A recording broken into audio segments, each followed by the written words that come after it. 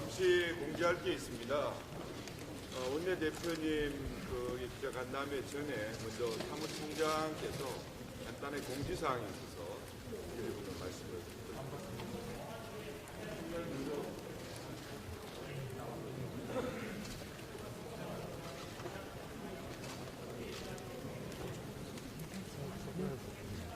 자유한국당 홍대환 대표께서는 그동안 선거법과 공직적법 미래 악법을 막기 위해서 목숨을 건 투쟁을 해왔습니다.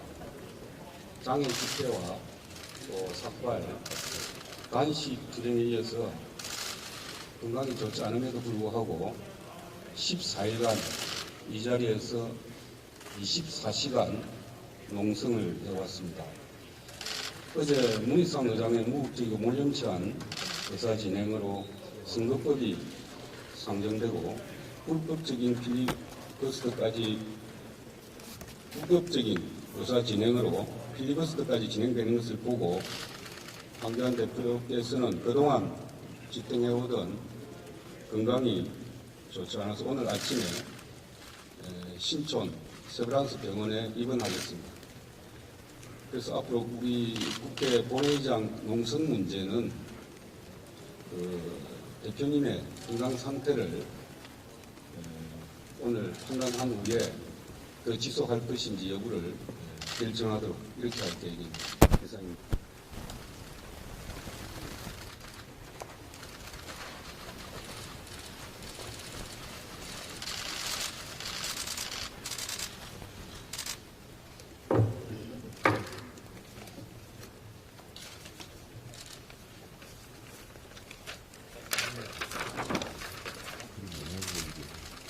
우리나라의 민주주의가 장례식장으로 가고 있습니다. 선거제도는 민주주의의 핵심 제도입니다. 그런데 이 선거제도를 강제로 비틀어서 과반수를 인위적으로 만들려는 시도가 진행되고 있습니다. 행정부, 사법부 장악에 이어 좌파 독재를 위한 절차적인 수단으로 입법부 장악을 위한 연동형 비례제를 날치기 도입하려는 것입니다. 연동형 비례제는 연동률이 10%가 됐든 50%가 됐든 90%가 됐든 위헌입니다. 독일식 100%라야 헌법에 위반되지 않는데 연동률 100%가 되면 우리 국회의원 수는 400명쯤 되고 말 것입니다. 연동형 비례제가 위헌인 이유는 첫째, 지역구 투표와 비례 투표를 연결시키기 때문에 직접 선거라는 기본 원칙에 위배됩니다. 아시는 대로 연동형은 정당 투표율로 의석수를 계산하고 여기에서 지역구 의석수를 빼서 다시 계산을 합니다. 그렇기 때문에 양자가 서로 연동되기 때문에 지역 따로, 비례 따로, 따로따로라는 직접 선거라는 원칙에 위배되는 것입니다. 과거 우리 선거법은 지역구의 투표를 모아서 그걸로 비례를 뽑았습니다. 그래서 전국구라고 했습니다. 그러나 이 제도가 위헌식 판단을 받았습니다.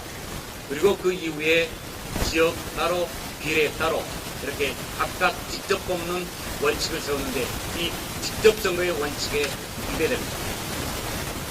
둘째로 평등선거 원칙에도 위배됩니다. 연동형 비례제는 지역구에서 많이 당선되면 비례대표가 적습니다. 지역구에서 비례대표가 지역구 당선자가 적어야 비례대표 숫자가 많습니다. 왜냐하면 계산식에서 정당률에 따른 전체 계산 몫에서 지역구 의석수를 빼고 비례를 계산하기 때문입니다.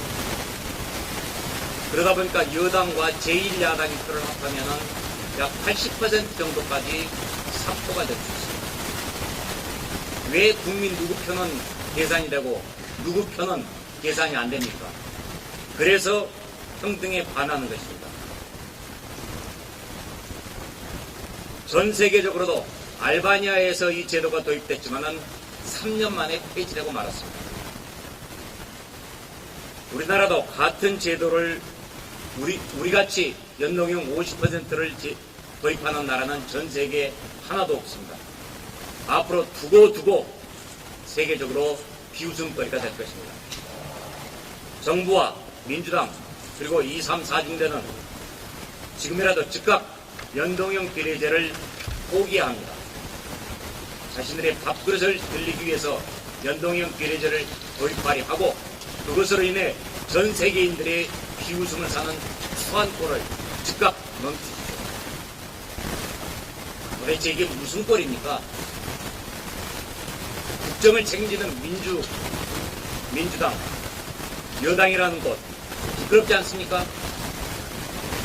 그리고 2, 3, 4중대 밥그릇 하나라도 더 차지하기 위해서 아귀다툼을 벌이는 이 모습들, 이념이고 원칙이고 다 버리고 오직 밥그릇에만 매달리고 있는 이 축태 부끄럽습니다.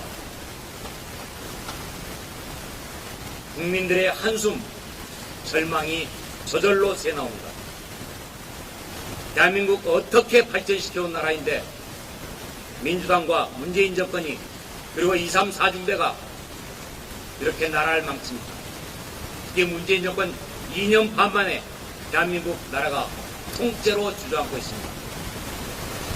경제를 폭망시켜 국민들의 삶 자체가 어려워지고 있습니다. 국민을 배고프게 만든 문재인 정권, 국민은 반드시 심판할 것입니다. 문재인 정권과 한번 민주당 그리고 2, 3, 4중대도 반드시 심판할 것입니다. 심각한 위기에 처한 우리나라의 민주주의를 되살리기 위해 국민들께 호소합니다.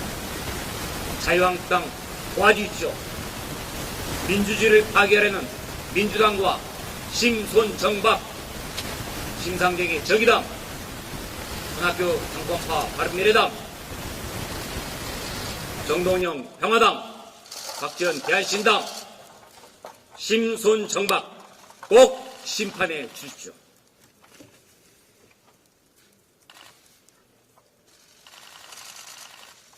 어제 문희상 국회의장 참으로 추했습니다. 의장의 권위도 위신도 팽개치고 좌파의 충견 노릇 충실하게 했습니다. 국회의장한테 당적을 갖지 말라고 국회법에 명문화한 이유가 뭡니까? 의사진행을 중립적이고 공정하게 하라. 그래서 성숙한 민주주의를 구현하라는 뜻이었습니다. 그러나 문 의장은 지난 10일 예산안 날치기 때도 이런 책무를 내팽개치더니 어제는 더 야비해졌습니다. 대한민국 헌정사에 씻을 수 없는 오명을 남겼습니다. 문 의장의 이 같은 파렴치한 역사 진행은 바로 역사의 죄인으로 기록될 것입니다. 국회법상 당연히 보장돼야 하는 회기 결정의 건에 대한 무제한 토론을 문 의장은 거부했습니다. 그리고 여당이 낸 회기 수정안을 일방적으로 표결했습니다. 국회법 해설서에도 허용되어야 한다고 나와 있습니다. 바로 회기 결정에 대한 무제한 토론, 국회법 해설서에도 허용되어야 한다고 나와 있지만 문 의장은 이걸 거부했습니다. 국회법을 위반한 것입니다. 문희상 의장, 부끄러운 줄 아시기 바랍니다. 입법부 수장이 여당의 하명을 받아 그대로 따르는 모습 부끄럽기 그지없습니다. 추하합니다. 문희상 의장, 당신이 왜 이렇게 권력의 신묘로 전락했는지 국민은 이제 알고 있습니다. 아들한테 지역구를 물려줘서 아빠 찬스, 국회의장 찬스를 편하게 쓸 수 있도록 그런다는 것, 이제 삼척동자도 다 알게 됐습니다.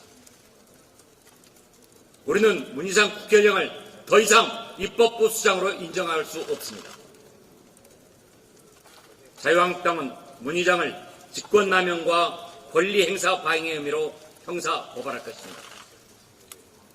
문희상 의장에 대한 직무정지, 가처분 신청을 하고 사퇴 촉구 결의안을 제출할 겁니다. 헌법재판소에 권한쟁의 심판도 청구할 것입니다. 그리고 국회법 개정에서 국회의장이 함부로 의사봉 두드리지 못하도록 하겠습니다. 국회의장의 중립 의무를 훨씬 강화하는 내용을 국회법에 못 받고 의장이 책무를 저버릴 경우 탄핵당할 수 있도록 조항을 신설하겠습니다. 국회의장이 법안 수정안을 제안 설명도 하지 못하게 하는 등 의사봉을 제멋대로 휘두른 것도 막도록 하겠습니다. 국민 여러분, 우리는 이 막가는 정권과 그 추종 세력에 대해서 힘껏 싸우겠습니다. 국민 여러분, 도와주십시오. 감사합니다.